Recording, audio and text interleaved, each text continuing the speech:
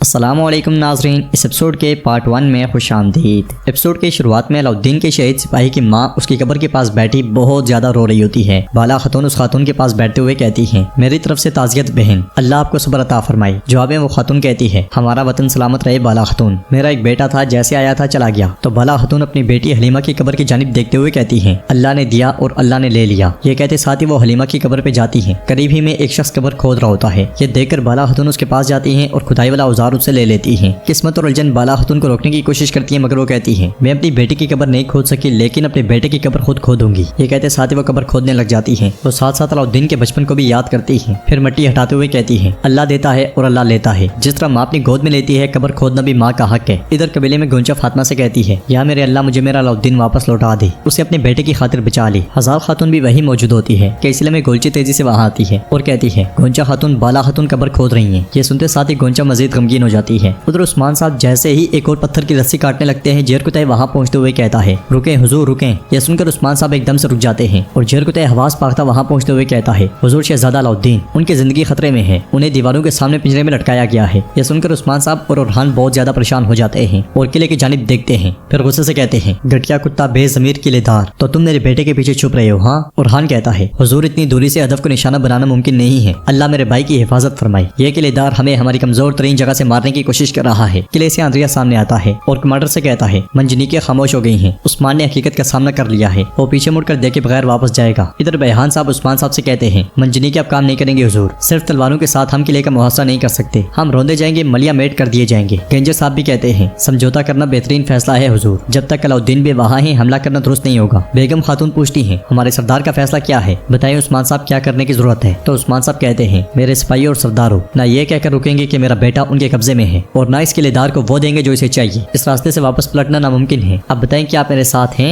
तो सब लोग कहते हैं, साथ हैं हुजूर, साथ हैं, आपका रास्ता हमारा रास्ता है, आप जहाँ बोलेंगे हम वहीं जाएंगे। ये सुनने के बाद उस्मान साहब बुरहान से कहते हैं, 40 सिपाही तैयार करो। और उरहान से कहते हैं, उरहान तुम यहीं रुकोगे, तुम जब जलते हुए तीरों को देखो तो अपने भाई को बचाने के लिए हमला करो। सिपाहियों ये दिन लड़ने का दिन है, ये दिन खून बहाने का दिन है, अल्लाहु अकबर। ये कहते साथ ही उस्मान साहब घोड़े पर सवार होकर किले की जानिब चल पड़ते हैं। किले के सामने अलाउद्दीन अभी तक कैद होता है और बाज़ंतीनी पत्थर इकट्ठे कर रहे होते हैं। फिर हम देखते हैं कि किले की पिछली तरफ से उस्मान साहब और उनके साथी रस्सी के जरिए चट्टान चढ़ रहे होते हैं। बुरहान के हाथ के नीचे से पत्थर निकल जाता है और वो बमुश्किल खुद को संभालता है। फिर ऊपर चढ़ते हुए जेरकुतै से कहता है, जेरकुतै जल्दी करो, देर ना हो जाए। तो जेरकुतै उससे कहता है, हम जमीन से आसमान की तरफ जा रहे हैं और ये पागलपन सिर्फ हम ही कर सकते हैं। तो उस्मान साहब कहते हैं, दरअसल वो किलेदार हैरान हो जाएगा, मैं उसे उसकी ऐसी जगह से जर्ब लगाऊंगा जहाँ से उसे बिल्कुल तवक्को नहीं होगी। शाबाश सिपाहियों, जोर लगाओ। सरोजा और अलबाई भी उनके साथ मौजूद होते हैं। काई कबीले में गुंजा तेजी से कब्रिस्तान की जानिब आ रही होती है और बाला खातून को देखकर चिल्लाते हुए अलाउद्दीन अलाउद्दीन पुकारती है। यह सुनकर बाला खातून को एक धचका लगता है और वो जब पलट कर देखती है तो वहाँ उन्हें अलाउद्दीन नजर आता है। गुंजा उनके पास पहुंचकर कहती है, माँ मुझसे ना छुपाइएगा,